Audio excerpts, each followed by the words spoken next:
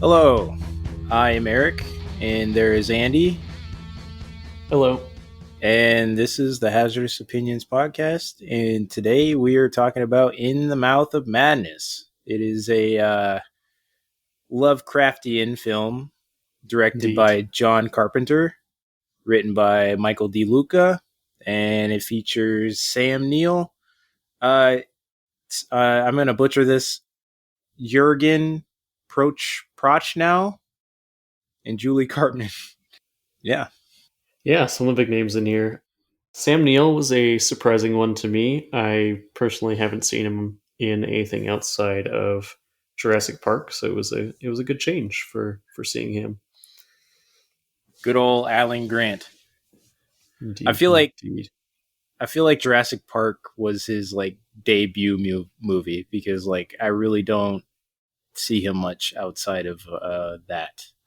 That's Yeah, like whenever you see him in a film, wherever he is, you're just like, oh, that's the guy from Jurassic Park. That's like a terrible thing to do, but like, it's kind of like Daniel Radcliffe. It's like, oh, that's Harry Potter. But yeah, yeah, hard it to was see yourself outside of those big roles. He has been acting since the '70s, so he's been in quite a bit. yeah, So yes. With his most recent one being a Jurassic Park movie. So there's that also. yeah, yep. Yeah, this was actually only a year after Jurassic Park release. This was released in 1994.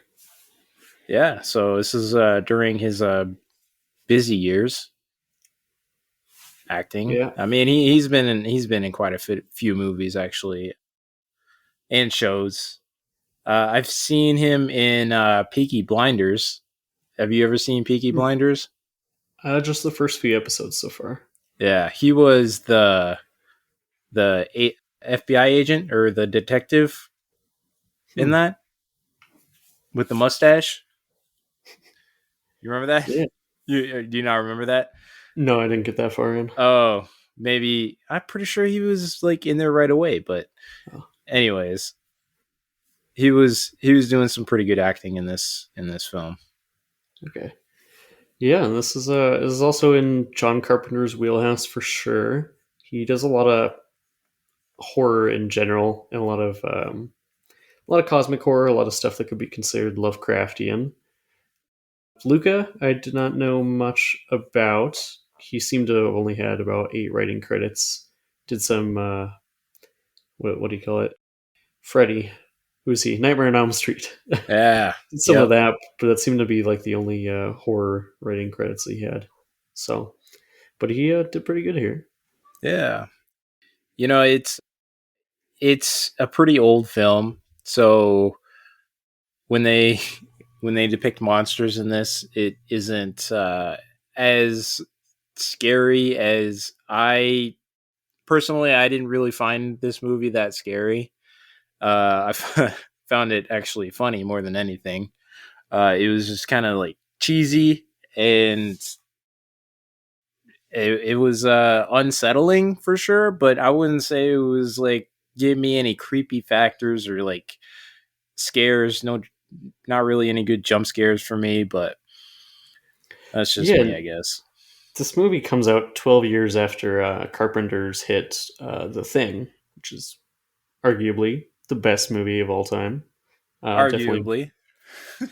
definitely best horror movie of all time in my wheelhouse. And there's a lot of very similar effects, but the fact is, it just doesn't play as well in this universe as it does in the closed encapsulation of being out in Antarctica. So Yeah. I did see a lot of similar, what do you call it, like practical effects for the monsters here. So Yeah, I mean the monsters were definitely hilarious. First of all, I they they they just did creep me out.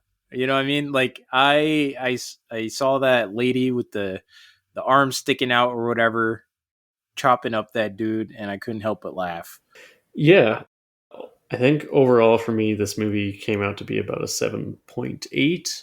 Like I think it's mainly high because I'm a Lovecraftian fan, but this movie definitely does date itself. Yeah, with its dating and the I don't know. Usually, I'm not a huge critic on acting either, but one of the actors in this was it Are Julie you talking about Carmen? Styles? Yeah. Yeah, it was. That was some of those parts were pretty bad. Some pretty bad acting on her part, I and was like wondering if it was just me getting that feel. I was like, I didn't want to rag on her, but I was like, is she trying? that was pretty bad. Yeah, no, I agree with you on that. There's some parts where I just wasn't it. She wasn't selling it, and you know, the characters and everything just I don't know. It was all right. I'm gonna give this a 6 out of 10. That's fair. That's fair. With the lack of creep factor or horror factor, and just I'm getting the complete opposite reaction of how I'm supposed to react with these types of movies. It just it I can't really give it that much of a pass.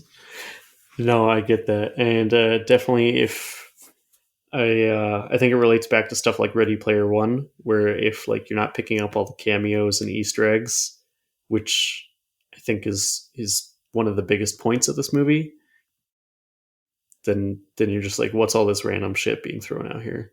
Yeah, I know you keep up with more with Lovecraft writing than I do, so you're probably gonna have to point out some of these Easter eggs that I missed. But as a casual watcher, filthy casual, I did not pick up on any of that. Yeah. If you're ready, I think we should delve into spoiler territory. Yeah, absolutely. So there's spoilers ahead. If you are planning on watching this movie, I you could just stop right now or skip way ahead to the end because we have some words for you. But Yeah. if you still want to watch the movie and don't really care much about spoilers, we actually had some opinions on this. So we both kind of agreed that the spoilers that could be considered spoilers in this movie aren't really spoilers. Like we could tell you about this movie and you're still gonna have to see it to know what we're talking about anyways. Yeah. So It's like if you get into a Steinbeck novel, like it's not a spoiler to tell you that's going to be a sad ending. And I think it's the same for Lovecraft. It's not really a spoiler to tell you that you're in for some madness and you're in for some not very happy endings. yep. That's pretty much it. So Yeah. Yeah, that's the majority of this movie is it's just that's pretty madness. much it. It's insanity. That's if you're not expecting insanity, then this will definitely be spoilers. But if you're all for it, get comfortable, grab some popcorn, grab a drink, stay focused on driving if you're doing that, then and just sit back and relax and enjoy. Indeed, indeed. Yeah, so we could give a brief synopsis here too. So Sam Neill's our main character here. He's an insurance investigator who goes around and exposing fraud with insurance claims. And he recently got a request from one of their $1 billion clients to look into the possible insurance claim of a death of a famous writer, Sutter Kane. Once he starts investigating this writer who writes basically Lovecraftian fiction, is basically the Stephen King of this world. They start to go find this town that they thought was fake before. Uh, Sam Neill and our secondary heroine, Linda Stiles. Yeah, And then madness ensues. And yeah, yeah. just it's a really incoherent kind of movie at times. So it's hard it to get a real synopsis there. Yeah, there was some parts that I had to watch over like a couple times to actually get the grasp of like what they're talking about, what's going on. That's probably an attention issue on my end. But anyways, I think an important note to put is the the $1 million client is the publisher for the books that he's been writing. That's It's called Arcane, and they publish his books. So what they need from him is a settlement or something if he doesn't produce, like, he has a new book coming out. It's called In the Mouth of Madness, Yep. and they they want their share of money when he releases the book. And he went missing, and Yeah, because yeah, if he's dead, then they get the rights. If he's alive, then they still have their writer who's making the millions. So either yeah, way, they just want to find out what happened to the guy. exactly. So this investigator who doesn't really do these kinds of things, he has to set out to go find him. And before before he goes out and tries to find him, he reads his books. And I think that's where things start going downhill, because these books, like, they tend to have an effect on people. They start messing with them subtly. But he's reading the books, and there's like, what, 6 or 7 books that he has Yeah, out already. yeah, it's quite a And few. yeah, and he finds out that the cover of these books are all related. And for the life of me, I can't understand how he figured it out, but like, he cuts up all the covers of the books and puts them all together and finds out it's a map. And apparently this map leads to, or it points to, a place which is supposed to be fictional, called Hobbs End, and it's at Mhm. in some place in New England. Yeah, I believe it's New Hampshire, Was it upper New upper Hampshire area or New there. England? New England's just the whole area of states. Oh, well, like, was it in New Hampshire? New Hampshire is in New England, though, right? Yes, yes, New Yeah. England is just all the original colonies up there. Okay. Okay. All right. But yeah, point still stands. He figures out that it points to. I like. Do you get how he? What are your thoughts on, like, him finding out that the covers turn into a map? I thought maybe I looked away as I was writing notes and missed something because I was like, what? He's just starting to rip up the book and put it together, and Right. I, Like, it's, it it's didn't seem probably like any realization happened there, but yeah, probably just something he realized in the fucking the dream vision thing that he was having because of the books. yeah, after he started the book, he started having all these visions, and the visions were really messing with him. And they, yeah, apparently that it's like, these books, when people read them, it infects them like a virus, Yeah, makes drives him them mad. start hallucinating, which is a kind of a strange effect to have, like, coming from a book, right? I I can see it. It's very closely related to like Necronomicon type things. Oh, So yep. you kind of go mad when you start reading this kind of That's ancient knowledge. Yeah, that's one of those references that I missed, the Necronomicon. Yeah, and the big thing of this movie that Sam Neill, once he starts to realize that this is all real and not really just in his head, he tries to stop it. Well, him and Styles does not succeed. Well, neither does Sam Neill, but yeah, they try to stop this because the final book, the In the Mouth of Madness, that's set to release, is supposed to be like the final book in this compendium, and will drive the world to insanity. So they're trying to make sure that does not happen. Yeah, and it was an interesting approach on how that happened, though, because I remember Styles, when they were talking in the car, she mentioned that there is like a fine line between sane and insanity, and you wouldn't know which side you're on until it's too late. Like, you could be the only sane person in a whole world full of insanity, and you will still be called insane because you're not insane. You're You know the what? one that's Did you not get in the that? mold. Like, it's kind of a hard concept to grasp, but like, it's, I guess it's more philosophical. But like, she was explaining how, like, if you were if you wholeheartedly believed that all this insanity was real, you still think you're sane. That's why you are insane. Does that make sense? Like you don't rule it out as insanity, therefore you just believe it. Like if you were a schizophrenic, I don't know much about schizophrenia or whatever, but the things that they see, if they believe they're real, they're considered insane, right? I don't know if that's the PC term anymore, but yeah, It's I get what you're saying. maybe not. I'll try not to be insensitive to it, but like, it's like it's one of those things. Is like if you were the only one that's sane in a world full of insanity, you would be considered Mhm. insane, right? Yes, you'd be the odd one out. So Yeah. So like and then he believed everything he saw. That's why he was insane. But like, what if it was like that where it wasn't? Hold on. the weird thing is, I think Sam Neill, Trent, I keep calling him by the actor, but John Trent is the investigator throughout this movie.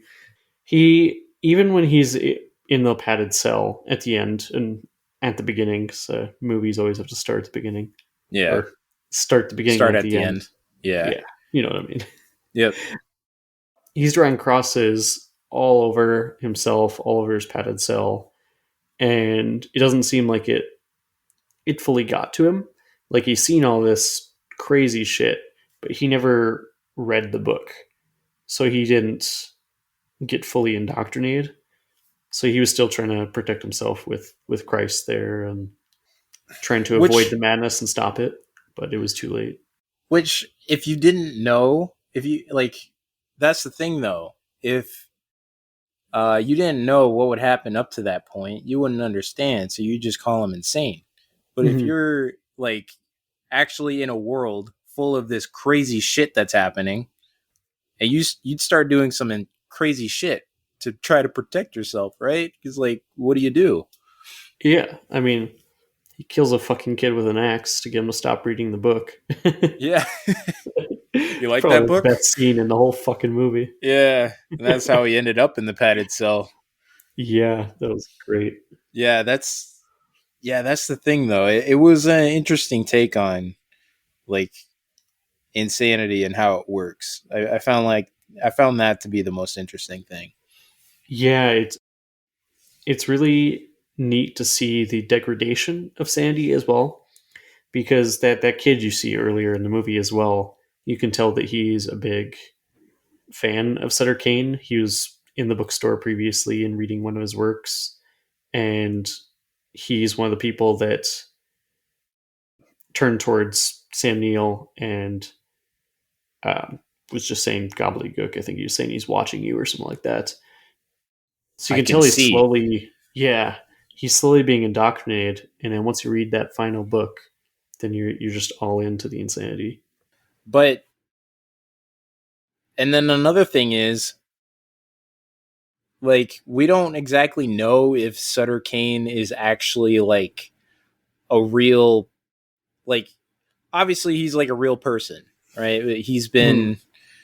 He is portrayed as a real person, but like how does he have like god powers where everything he writes becomes real? Is that a part of the insanity? Like everybody thinking what he writes is real? Is that why? I took it more as he was influencing people's minds from the influence of the old ones, type of thing. So Oh, these ancient powers are giving him the information to put down, and then he's putting it down, and it's happening. And so he doesn't have any power in the situation. I don't think it's these old ancient ones that are just fucking with the world a bit. okay. When you put it that way, it makes a lot more sense than him just writing things and it becoming real. Because I found the cheesiest parts in this movie where when somebody does some crazy shit, they're like, he wrote me to do this, and then like the guy Shoots that himself. shot him shoots himself with a shotgun, and then Styles tries to make out with him while he's driving. Yeah. And then she's like, "It's because I was written this way, and it's he wants this to happen." And I was like, that just didn't rub me the right way. I didn't like that. Yeah, the way I perceived it is I don't think anyone was really in control here. I think once you start reading these texts, you were completely in control of whatever they wanted you to do. So that's why it wasn't them prophesizing it, it was them kind of commanding. Okay. Is at least how I took it. Do you think that the control over people? Do you think that was a major sign? Like the eyes, like splitting. They kind of looked like a cell in the middle of mitosis. I guess. Did you notice that with the agent? Like his eyes were drifting apart. Yeah. He did look a little bit crazy. It looks like he had like a prosthetic on. Yeah, I don't know. If you look closely at their eyes, they look like they're splitting into two. And I wasn't sure if they were like going for like goat eyes or something. I don't know if they were like going to turn into goat eyes. That would have been weird. But yeah, I feel like that was a clear sign that they're being controlled by the books. Or no, because that wasn't the case. Because his agent apparently was attempting to kill him to stop him or stop the whole process of him going to get the book and bring it back for it to be published. Yeah, his agent read the final book and was starting to go crazy, but he was trying to stop Alan Grant from ever going out there. Yeah, which which makes sense. And yeah, I mean the fact that Trent didn't take anything seriously until it was already too late was also good writing. I think because like who would it be like? Why would it be your first thought that whatever Sutter Kane writes is true unless you're already insane? He always claimed that he wasn't insane and everybody else was insane. So he just didn't want to believe everything. But then he did believe it, but everybody else was also insane too. I confused myself. You're I'm confusing going me. insane just talking about it. Yeah, Man. that's it's one of the cool meta points of watching this movie. I think that was if you could take away any horror from this movie, it would be that is Sam Neill drops the line, or someone that's talking to Sam Neill dropped the line. Well, what if? Oh yeah, he's talking to the therapist in the padded room, and he's like, "Well, what if people just don't read the book? People are fine then, right?" He's like, Yep. "They released a movie." They made a movie. And the movie's called the same thing, which is what Yep. we're watching, which is what we're talking about now. Yeah. And so it's kind of that creep factor of, oh shit, like I'm what if insane it's now. influencing you? Yeah. But I didn't see any of the other 7 movies, so I think I'm okay. It's all condensed. You know, books Yeah. always just condensed down in a couple movies. Yeah, that's true. We could But, make a prequel. I think second favorite scene to the axe murder is fucking Sam Neill walking into the movie theater at the end with the big fucking bag of popcorn and You win. watching watching the movie that he just made pretty much. Like Yeah. it's just a quick version of events of the whole movie we just watched. Yeah. So it So really adds to that it to was one that of those things like he didn't even spookiness. remember going out to Hobbs End. He Yeah. or apparently he didn't remember going out to Hobbs End. He never went out with Styles. I don't know if she ever existed at all. Or he remembers that, but he remembers it incorrectly. Because yeah, Well, the publishing guy was like, who the hell is Styles? Like I never sent anyone with you. yeah. So, I mean, was she real? She could have been. I mean, the author guy, or not the author, the publisher said he's never read any of the books, so you assume he's sane. But then again, Sam Neill hadn't read the books at the point where he met Styles, so I don't He know. did. That's when he was reading the books, and that's when he took the covers off and made a map. I thought she, like, during their very initial meeting together, is the one that convinced him to read the books, but I could be wrong. Oh yeah, you're right. Yeah. So that's So it's odd yeah, that if he is made odd. her up, how he made her up without reading the books yet. But We I might think have discovered a plot hole, but who knows? the whole movie's kind of just off the rails a bit, though. I don't think they expect you to piece things together really like that. No. Hmm.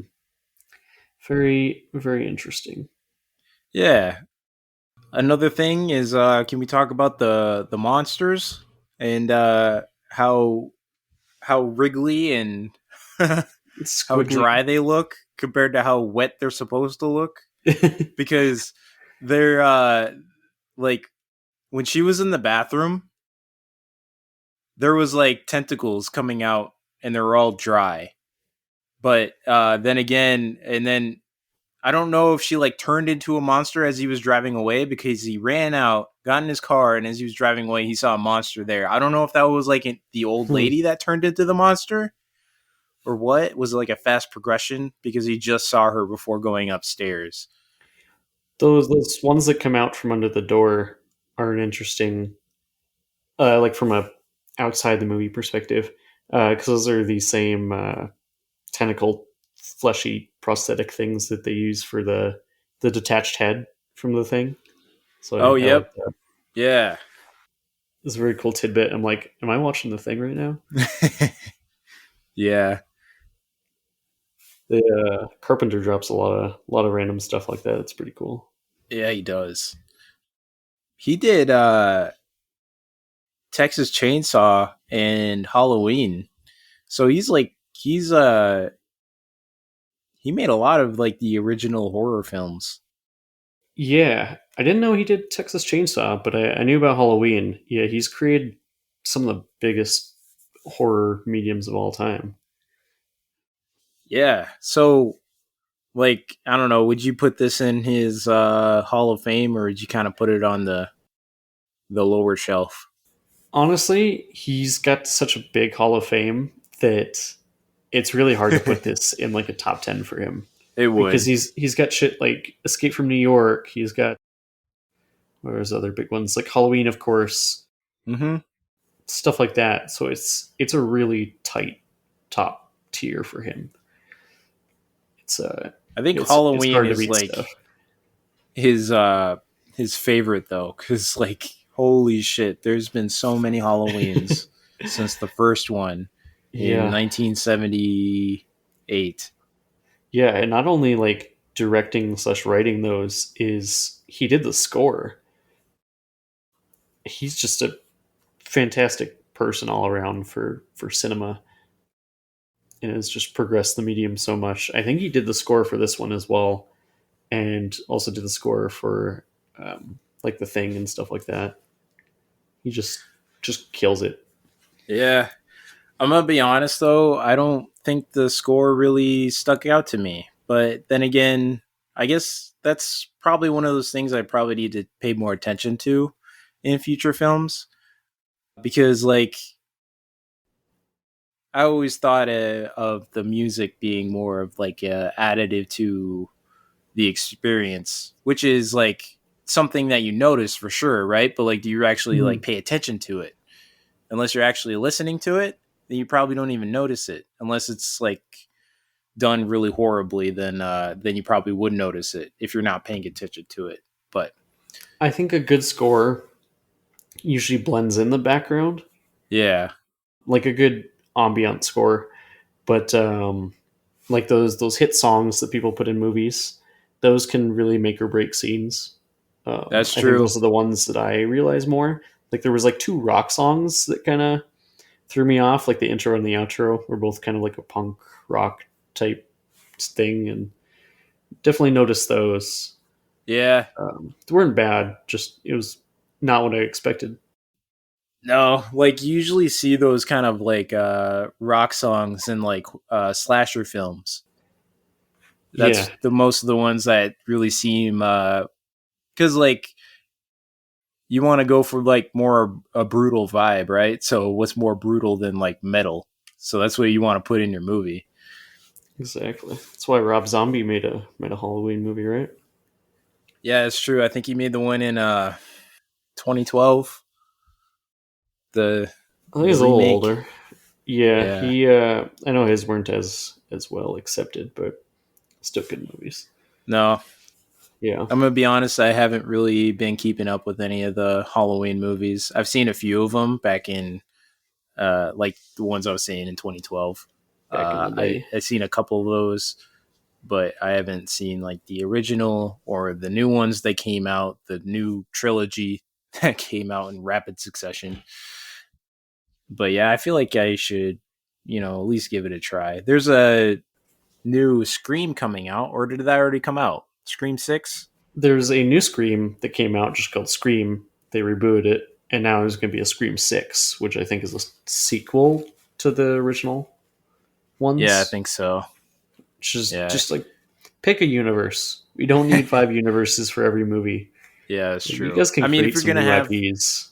if you're gonna have a new yeah, if you're gonna have a new universe, just have a different slasher. You know what I mean? You could put any mask up there. I mean, it probably wouldn't sell as well because like everybody knows Scream, everybody knows Halloween or whatever. True. But I feel like it would be more original to have just a new slasher. I know there's been a few that came out that not a whole lot of people liked because they were original slashers, but you don't really see them too often. Yeah, it's hard to get that jump into the medium when you don't have that name recognition. Exactly. Well, movies like Halloween and Scream, like they were kind of the originators for slasher films. So obviously, you know what to expect when you go to see a Halloween or Scream. Yep. Yeah, the Scream TV show that released a few years ago now was actually pretty good and a good nice reboot and take on the series. But yeah, you definitely need that name recognition because I don't think Fear Street took off too much, which is one of my favorites on Netflix. God, I can't even think of any others. It's because they don't have that catchy name. Fear Street, was that 80s like themed movie that we watched that one time? It's in three parts. I think yeah, the first part's in the 80s. Oh, we did watch that. Yeah. Yeah. Yeah, Remember you and then showed it us that. it goes back 100 years in time with each sequel. Okay. It's it's a good one. I recommend it. Yeah, I'll check out the other two. I remember we watched the first one. That was pretty good. Yeah. So they actually name dropped Stephen King in this one. I didn't hear any name drops for Lovecraft at all, but they did call it Stephen King at least. They're like Sutter Kane's more popular than Stephen King ever was. Just a Yeah. little jab. I wonder how he Yeah, feels about but that. like it is a fictional universe though, so you might as well like it gives a perspective on how popular he is because Stephen Yeah, King is super popular. If you just very. have this universe where Sutter Kane is more popular than Stephen King, you know what stakes are here if it's making people go crazy. Yeah, and I'm sure it's probably less of a jab and more of a like a compliment, like throwing his name into the movie, since Yeah, Stephen King is very like he based a lot of his not based, but like he was a fan of Lovecraft, so like his that kind of medium transverses a bit with King. yeah, it makes sense. There is a newer Call of Cthulhu movie, right? Do you know about that? Not that I'm aware of, unless I'm There misremembering. is a Cthulhu like movie that came out recently. It's on Amazon Prime. I don't Oh, you're talking about the carnival something? Carnival. Yeah, is that what it is? What's it called? Carnival Row. Yeah, Carnival Row. I think that was a it's a TV show the Amazon's Oh, doing. well, maybe it's not Lovecraftian. Maybe it's just monsters. Maybe it's just a fantasy show or whatever. But that also looked pretty cool. Yeah, yeah. Carnival Row's definitely Lovecraftian, and then it, I think it's Guillermo del Toro doing that one, who Yeah, it also just is. did cabinet curiosities. So he's definitely diving into to Lovecraft territory. Yeah, There's also Lovecraft Country that's apparently pretty good. I gotta check out. There's been some good adaptations. yeah. Color Out of Space with Nick Cage is actually pretty good. Nick Cage has a good movie. Yeah, I actually enjoyed it surprisingly. Like his crazy acting style definitely works for Lovecraft's world. Okay. It's actually probably on my shelf. Whatever you do, don't watch Megan unless you're high on LSD. Is that one not good? I started watching that and it was very incomprehensible and Oh, it was very like really colorful and flashy. So I'm pretty sure you had to be on drugs to watch that movie. that's Like unfortunate. I was looking yeah. forward to that one. Yeah, I mean, you could definitely check it out, see what you think not being on drugs, but for me nah. I couldn't. I watched like probably like 20 minutes of it. I'm like, nope, I can't do it. Yeah. So going back to Mouth of Madness here, there's a lot of surreal scenes that definitely give me a creep factor, but I feel like it was just missing something to push it over the edge. Maybe the comedic. I don't even know if they're intentionally comedic, but the comedic portions in between these suspenseful areas killed the momentum that the movie had at points. I don't know if that's how you feel about it. Like Yeah. they drop some jokes in between, like there's the kids that all surround Styles, and they're like, "Today is Mommy's Day." Yeah. Your Those were mommy. Guess what fucking today creepy. is? Today is mommy's day. That was just, oh my I God, I hated died. that. And then we go to like fucking jokes, like Sam Neill punching the hell out of Styles like a few scenes later. Yeah. Though, Like dude, he hit her like 3 times. I don't think I could give a pass on the effects on those punches because I know we've seen movies before this movie that had way better, at least sounds and like effects that makes the punches feel real. Like he barely hit her, and it was like, psh, and it was like, oh my God, that's so cheesy, Almost man. like uh, Batman level punches, like kapow. Yeah, right. They might as well had the comic blurbs come out of that because that was Yeah, just like the contact looked decent. It's just the noise that came out of it was like that yeah. is not what Sam Neill punching this woman would sound like. I know it's they would have been way better off just recording like some foley or something, just like smacking on something rather than actually just going up to the mic and be like Psh! And it's just putting that audio over it because that just did not work at all. Yeah, yeah, it definitely sounded like it came from more of an action movie, and I don't know, maybe they were crunched on the set, and It it was just scoping. It was a yeah, scoping issue. came They from a different wanted a movie. fight scene, but then they realized they didn't know how to make a fight scene, and they just like, all right, let's just wing it. I don't Yeah, know what happened there, but it was pretty bad. And then the bad acting that I was talking about with with Styles.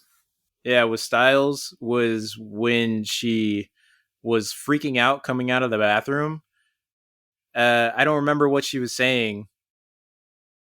It's like it's after me or it's after me, and then she like falls on the bed and like puts her hand on her Oh, head, like oh, it's after me. And I'm like, what the hell is this, man? she's so calm through the whole I've thing. never seen acting like that since since like the 50s. It's insane. I don't know if you can say 50s because we like I don't know, Yeah, the you're acting's right. pretty good in Strangelove. It was, but yeah. That's So 60s, but maybe we yeah. just can't give that a pass because that was just bad. I'm like, what are you doing? Yeah, as I was thinking, maybe it's a style. Like maybe she's meant to seem super Like playing it detached. up? Like she's supposed to seem super detached and like just not all there, but she just and I just almost felt like she didn't care. But Yeah, yeah, she wasn't selling in on that, so I can't give her a pass on that. That was just bad. I Did not like it. don't know if you experienced this. There was a weird time skip, and I rewinded a couple times to make sure it wasn't like the movie format I was watching.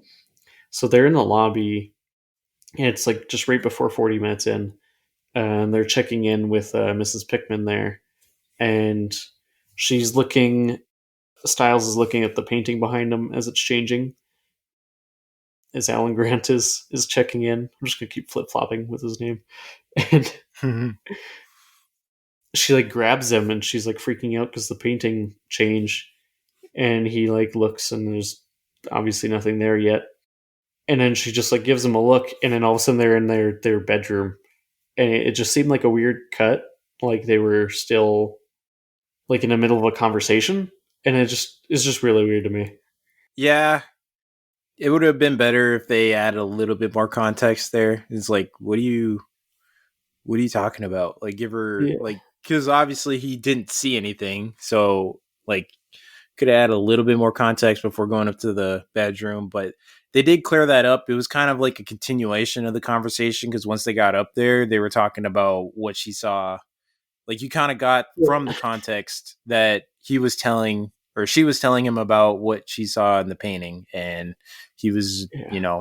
discrediting Conversations everything just as don't happen usual. like that, though. You don't just do it time skip and continue your conversation. That Yeah, that's happens so true. much in cinema. Like, oh, then they're in the car like 20 minutes later, and then they're continuing like they never even stopped having the conversation type Right. of thing. Yeah. She just keeps talking about that painting, man. She's like, I swear, the head turned and it looked at me. It's like, how long can you actually talk about that? Even though he doesn't believe a word you're saying. Yeah. How long can we keep talking about it? So, She's yeah. like, if you actually read the book, it said the church was on the east side. And she like dramatically opens the window. Yeah. And yeah, that's when it was like, for me, it was like, okay, like, I get it's a book and there is some missing context, but they literally just put the church out in the middle of an open field, and it is like this big grand mosque looking. What kind of church was it? East Byzantine, yeah. Byzantine church. Yeah, so I don't know why any Byzantine churches are in Fucking America. New Is Hampshire. there Byzantine churches in America? I don't think there is. I I would doubt it. Maybe some of the style transfers over to like I don't know if synagogue is the right word. Maybe that's Jewish because it would be more like Muslim area would be Byzantine, I think. Well, But yeah, but that's called a mosque, right? Okay, let's yeah, yeah. before we Either way, folly in our ignorance, let's just. But like, anyways, there's a church out in the middle of nowhere, and I know this town is fictional or whatever, but we have to account for there's implied context that they're like, I don't know, people build churches everywhere. I'm overanalyzing, but I just found it weird. I was just like a big ass church, probably taller than any other building in this town, and it's just out there right next to the town. hmm. Well, we do go to this church. That's when we get the Old Styles runs off first, and Grant goes to meet her at the church, and we meet Sutter there finally after some weird trippy scenes where she's just like accepting everything.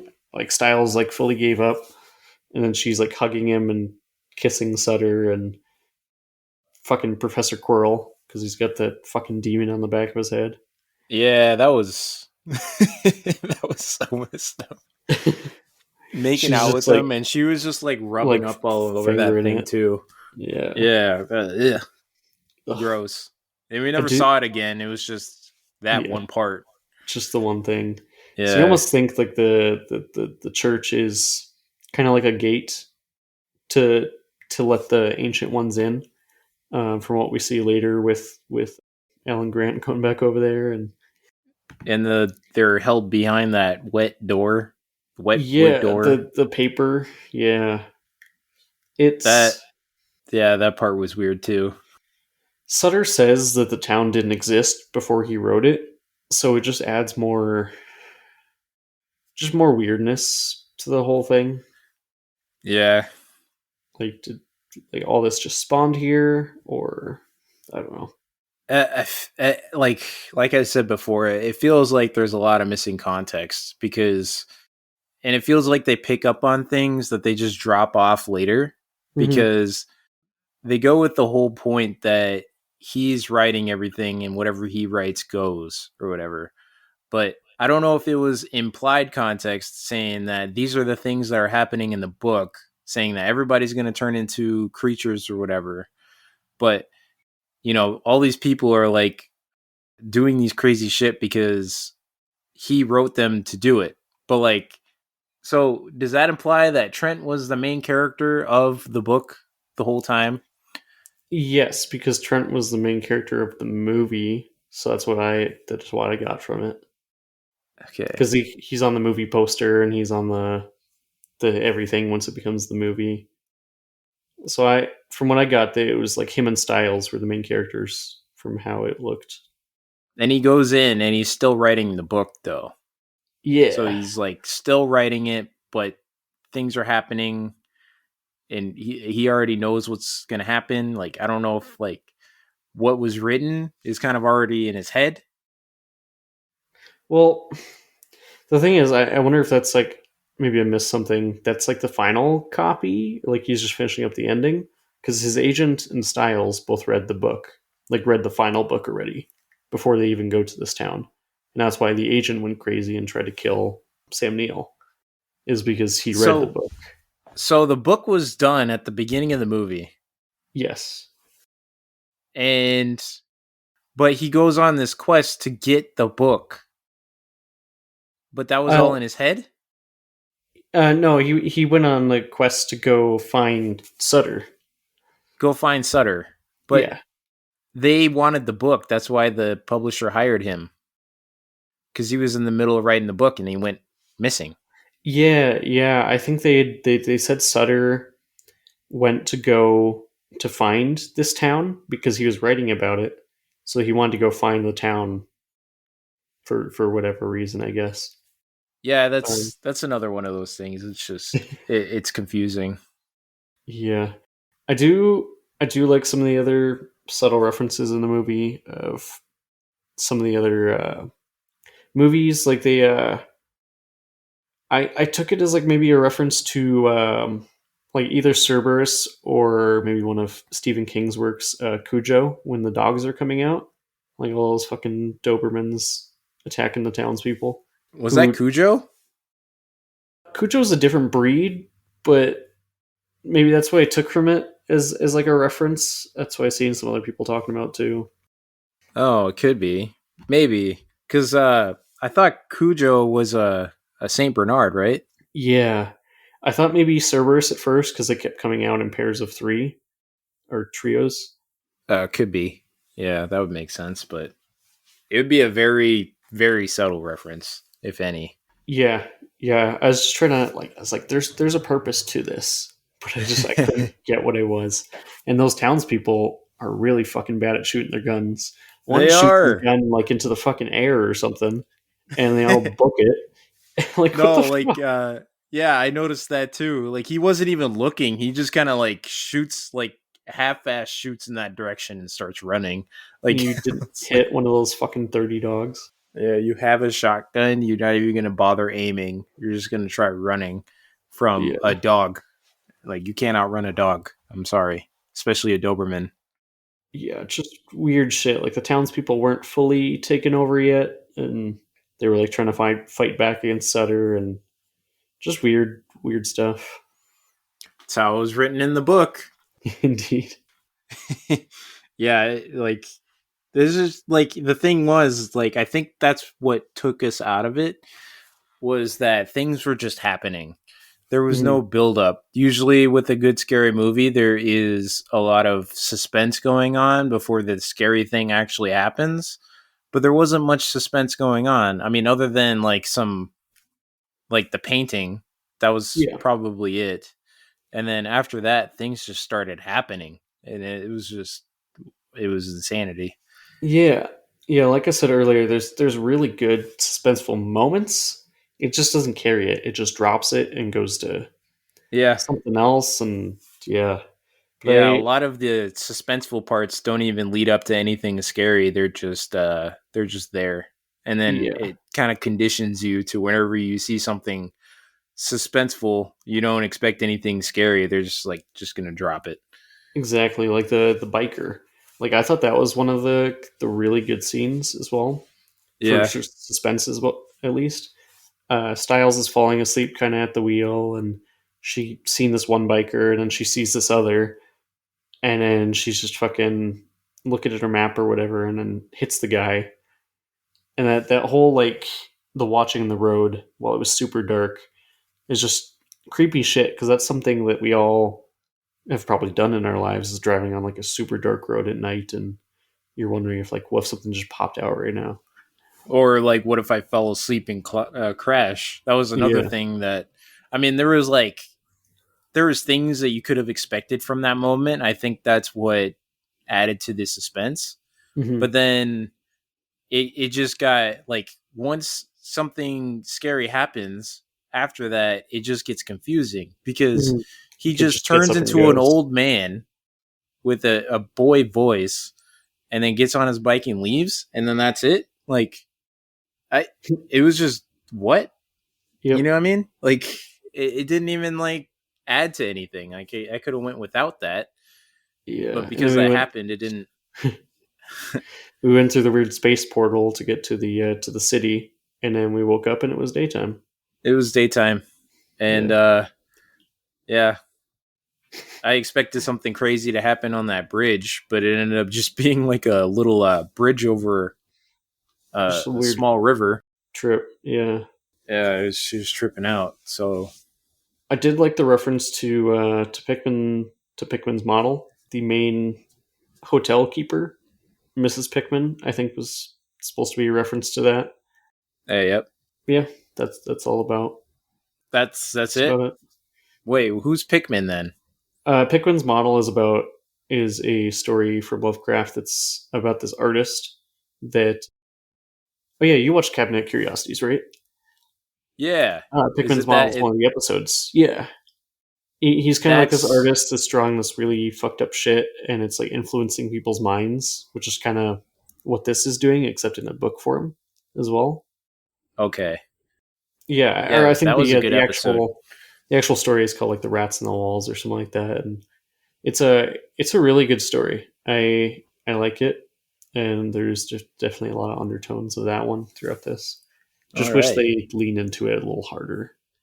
Yeah, it seems like there was a lot of concepts that they were playing around with, but they didn't follow through with anything, and I think that's where it kind of just fell flat. Yeah, fucking goddamn Neil punching style still just fucking gets me. I was laughing at that scene, and she fucking eats the keys, and Oh he has to like yeah, hotwire the car or whatever. I was thinking. I was like, while I was watching this, I was thinking of like ways that this could be kind of remade in a way, in like a more Mhm. modern Modern way, which I feel lens, like yeah. it could be really well done with like maybe a different writer, but with like actual CGI effects and everything, it could have been a lot better if it was like remade today. I don't think you even need CGI for this type of movie. I think just the abstract ideas is enough. Yeah, like the abstract like insanity and stuff, like people going crazy. I feel like that could be enough too. But I was thinking of like how you could do it, and then I was thinking if she ate the keys, most keys are keyless start nowadays. Yeah. What if she just ate your keys and then all you had to do was just throw her inside your car and then just go? Hopefully, you get far enough before she digests it or some shit. If it does Yeah. digest. Well, the thing is, yeah, it'll still drive until you turn it off again, so that would work really well. Yeah. Or I it's a just thought of Tesla, that. and you just pull out your phone instead and start the car. Yeah, exactly. I was thinking about that while I saw that scene. I'm like, that would be pretty good if that was the case. It's good. I oh, I forgot about this in my notes. There's another scene that I actually kind of enjoyed, but it's another one of those where it's just this one scene, and then we get back to this other weird stuff. He's on the bus back to back to New York to talk to the publisher or whatever, and he's having a dream, and he's talking to Sutter, and Sutter's like, "Did I ever tell you my favorite color is blue?" And then Sam Neill wakes up, and the whole scene of the bus is just tinted in blue. And he just starts fucking screaming. And it scared the shit out of me because I wasn't expecting it. He just starts Yeah, screaming his lungs off, like a really good scream. out of all the shit he's seen, he starts screaming bloody murder. Like when that happens, I was just, I was dumbfounded. Like how was this scary you more than everything else that just happened? Right? It just spooked me because I wasn't ready for that scream. And then he actually wakes up and he's like screaming in real life, and the old lady's just like freaking out because this guy's having a fucking panic He's having a attack on the meltdown. bus. Yeah, Yeah. I was thinking, well, how I just said, like, how did that scare you so much? Maybe it did scare him so much because, like, maybe that was like his realization, like, holy shit, he is God because he controls everything. Yeah. I don't know, because once you wake up from a dream, you're all of a sudden thinking this is reality now. Unless you're in a dream Mhm. within a dream, then that's just terrifying. Which he was, yeah. He was, yeah. So that happened a couple times throughout the film, but I like those things. If they just did more of that throughout it instead of like the whole monsters and stuff, maybe. Eh. I did like the monsters, but I feel like if they just leaned more into like the insanity stuff, like the mind tricks, I feel like it could have been a lot better. The thing is, I don't think you even need to show us the monsters. It's Lovecraft, which is an abstraction of these kind of ideas, so like unfathomable that you can't even think about what these things even look like because you would just go mad instantly trying to think about that. And they did really good about Sam Neill looking through that ripped book page on the wall and like looking into the darkness and stuff, and you could just see only Sam Neill's face. It was like a perfect representation, like the madness and the like just the insanity of like gazing at some of those ancient beings. And like I really liked even the scenes of him running down the hallway and trying to escape it. They didn't need to have him look back at the Right. monsters. Like Yeah, just have him do the tripping, and like, or he can look back, just don't show us the monsters. And like that's just true. keep running. You could have did that with like a closing in of the screen, like start darkening the borders, ramping up the music as he's running and type of thing. Yeah. Yeah, no, Uh I agree. Because I feel like you brought on like one of the really suspenseful moments of this when she started reading that excerpt from the book. yeah, that was really good. The very descriptive words that kind of contradicted each other in a way that just like kind of boggled your mind on what kind of horrifying things could be in there. I think that like having it in my head was scarier than actually seeing the bad people in costumes monsters. And one of the neat things is I'm pretty sure that was an actual passage from one of Lovecraft's novels. So I don't like doubt it. so you can really do some like good stuff with just the abstractions without the actual seeing. Absolutely. Yeah, not that it was terrible to like see him. I just think like you could do it without it if you want to like make a modern day. Just please don't use CGI. We don't need a whole like CGI slimy monster fest. Like we probably That's don't even true. not need monsters at all. Yeah, we can leave that with the Alien movies and Predator. Well, even the Alien movies, they did well with not using CGI. Yeah, it was That shit was costumes and great. animatronics and Yeah. yeah, good But shit. when I saw that old lady with the tentacles, that was just that was just not good in my opinion. I did not like that. Yeah, and Alien's older than this movie, It so is way older than this movie. So there's no excuse. I don't know if it was just a lack of budget or something, but I mean, they could have been more creative if they didn't have the budget. yeah, I don't know. Like they saw that, they saw the old lady chopping the man and all that, and they're like, perfect. I'm like, no, please don't. Yeah, that was a weird scene, and she just had the tentacles and stuff. Yeah, but yeah, that's in the mouth of madness for you. Yeah, It's about the majority I have on the movie.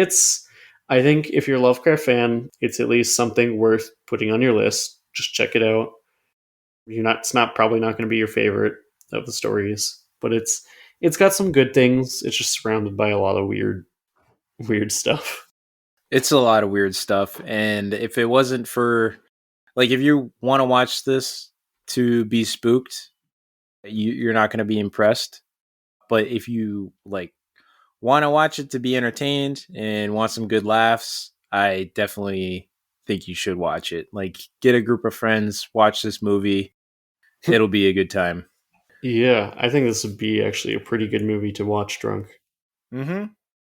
Absolutely. That's why I'm recommending it for like a party movie. This is definitely one of those party movies.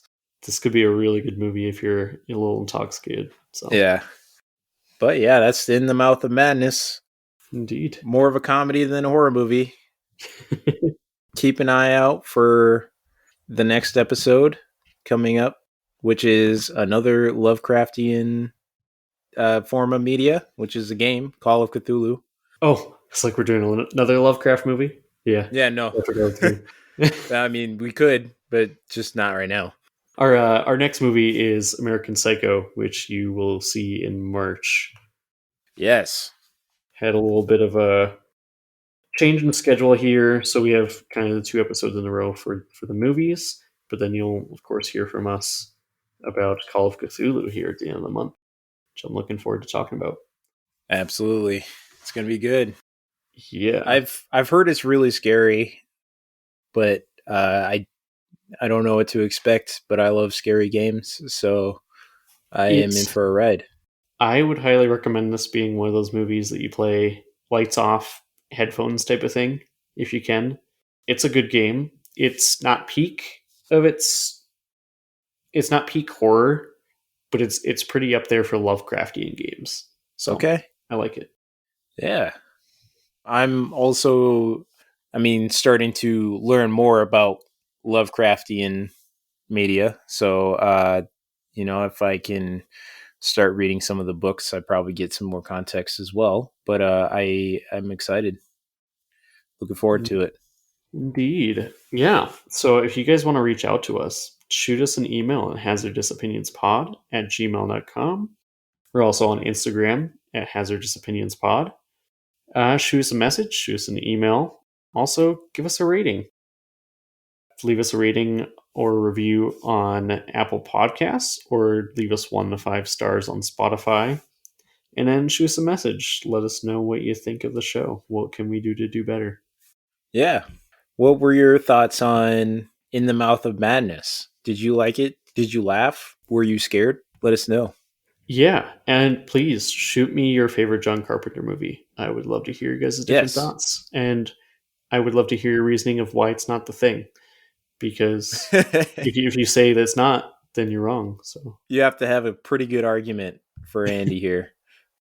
Yeah, I look forward to Call of Cthulhu, and I think that's it. You got anything else?